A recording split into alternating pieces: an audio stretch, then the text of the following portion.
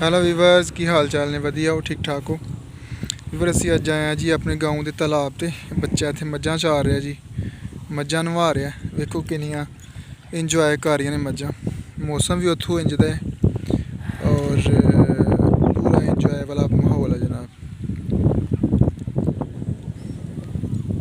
वेखो कितना इंजॉय कर रहे हैं सारा गाँव का माहौल है जी। और तकरीबन हर गाँव नाल पंजाब के हर गाँव च एक तालाब बनया होया जिहदे अपन भैंसा वास्ते जमींदार जिहड़े ने अपन भैंसा चरांदे ने और भैंसा खुद ही नहा लैंदियां ने। देखो किन्ना इंजॉय करदियां ने जी। ठीक है जी, बजुर्ग भी इत्थे खड़े ने इंजॉय कर रहे हैं।